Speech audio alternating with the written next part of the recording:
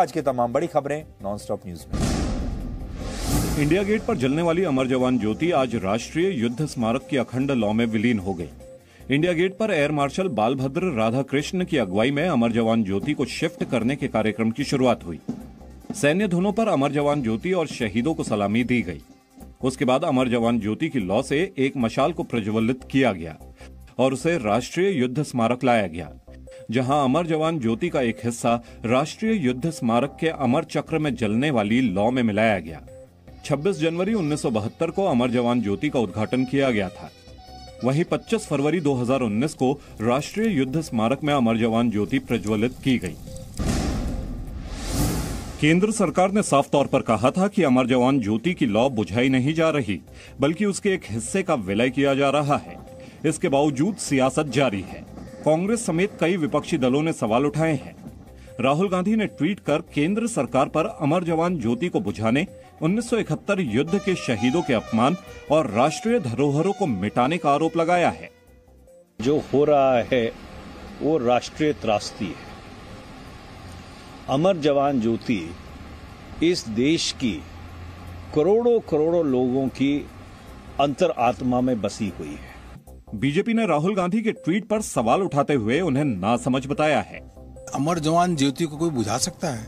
इतना तो कल्पना करना चाहिए राहुल गांधी को। लेकिन तथ्यों की जानकारी उनके पास है नहीं, न तो जानकारी लेते हैं। आरजेडी और टीएमसी ने भी अमर जवान ज्योति के विलय पर सवाल उठाए हैं। हालांकि सेना से जुड़े लोगों ने सरकार के कदम की तारीफ की है।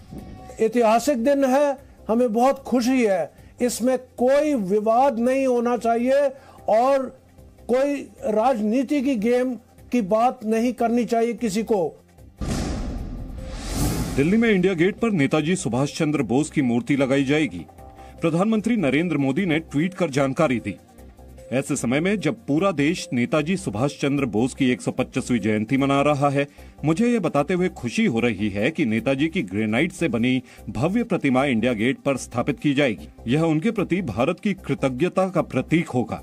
पीएम मोदी ने यह भी कहा कि जब तक नेताजी सुभाष चंद्र बोस की भव्य प्रतिमा नहीं बन जाती, तब तक उनकी होलोग्राम प्रतिमा उसी स्थान पर लगाई जाएगी। 23 जनवरी को होलोग्राम स्टैचू का अनावरण होगा। नेताजी सुभाष चंद्र बोस के परिवार ने केंद्र की पहल का स्वागत किया है। It's very gratifying to see that so many of the young people still know who Netaji is. Uttar Pradesh विधानसभा चुनाव के लिए बीजेपी ने आज उम्मीदवारों की चौथी लिस्ट जारी कर दी है। इस लिस्ट में 85 उम्मीदवारों के नाम का ऐलान किया गया है। लिस्ट में 15 महिला उम्मीदवार हैं, जबकि कांग्रेस और समाजवादी पार्टी से आए नेताओं को भी टिकट दिया गया है। हाल में कांग्रेस छोड़कर बीजेपी में शामिल हुई अदिति सिंह को रायबरेली से टिकट दिया गया है। बीजेपी में शामिल हुए पूर्व आईपीएस असीम अरुण को भी कन्नौज से उम्मीदवार बनाया गया है। इस लिस्ट में अधिकतर मौजूदा विधायकों पर भी भरोसा जताया गया है।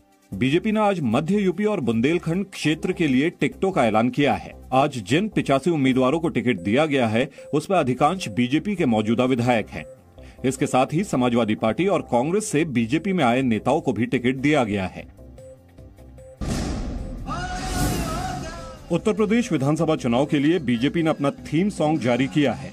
लखनऊ में मुख्यमंत्री योगी आदित्यनाथ, उप मुख्यमंत्री केशव प्रसाद मौर्य और दिनेश शर्मा, यूपी बीजेपी के अध्यक्ष स्वतंत्र देव सिंह और केंद्रीय मंत्री अनुराग ठाकुर भी इस दौरान मौजूद रहे। इस मौके पर सीएम योगी आदित्यनाथ ने अपनी सरकार की उपलब्धियां गिनाई। दंगा का जिक्र करते हुए उन्होंने समाजवादी पार्टी को घेरा और वंशवाद तुष्टीकरण की राजनीति पर भी प्रहार किया।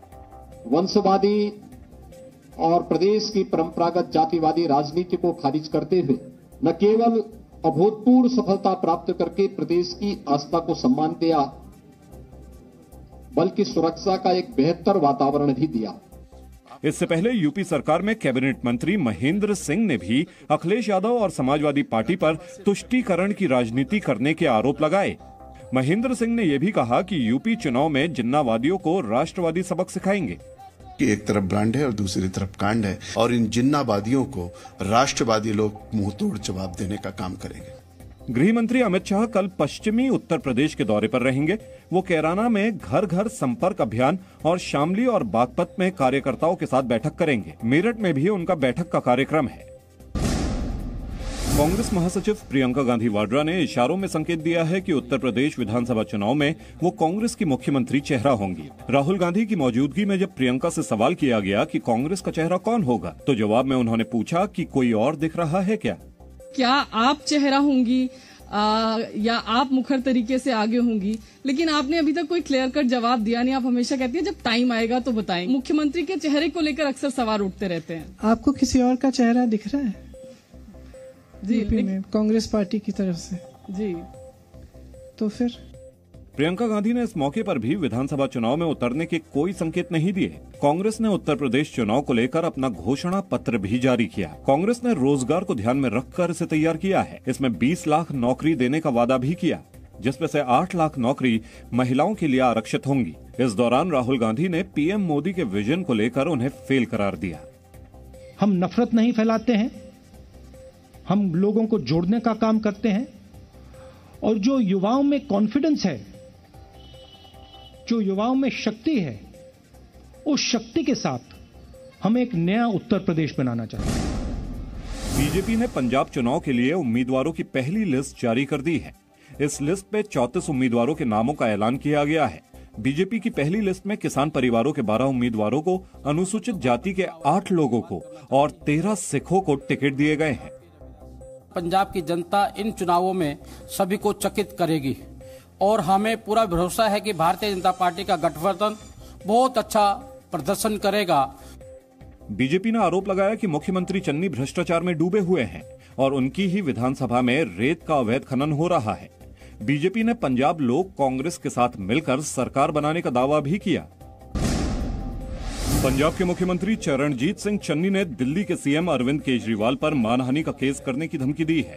चन्नी ने अपने करीबियों पर की गई प्रवर्तन निदेशालय की छापेमारी को लेकर की गई केजरीवाल की बयानबाजी पर सवाल उठाए हैं। उन्होंने कहा कि वो राजनीतिक दायरे में रहें और अपनी हदें पार ना करें।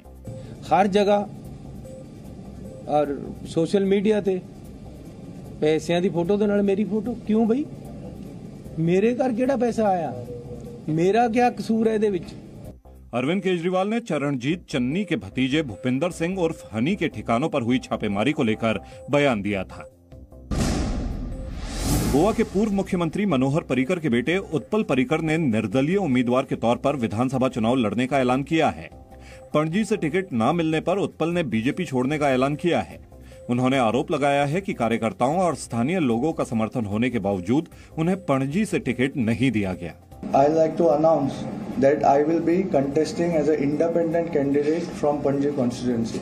बीजेपी ने गुरुवार को गोवा विधानसभा चुनाव के लिए 34 उम्मीदवारों की लिस्ट जारी की थी। इस लिस्ट में उत्पल पर्रिकर का नाम शामिल नहीं था। दिल्ली में वीकेंड कर्फ्यू जारी रहेगा। उपराज्यपाल अनिल बैजल ने मुख्यमंत्री अरविंद केजरीवाल के वीकेंड कर्फ्यू हटाने के प्रस्ताव को ठुकरा दिया है। उपराज्यपाल बैजल के ऑफिस ने एक आदेश में कहा है कि वीकेंड कर्फ्यू अभी हटाने की जरूरत नहीं है।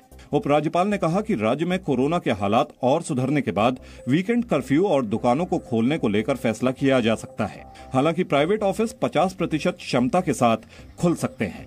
वीकेंड कर्फ्यू के प्रस्ताव को ठुकराने के उपराज्यपाल के फैसले पर आम आदमी पार्टी ने सवाल उठाए हैं। दिल्ली के अंदर डिजास्टर मैनेजमेंट अथॉरिटी के अध्यक्ष जो हैं उपराज्यपाल हैं और भाजपा की केंद्र सरकार के नुमाइंदे हैं, उन्होंने जो है इस प्रपोजल को रिजेक्ट कर दिया। Presenting B News app available on Google Play and App Store. Download it now.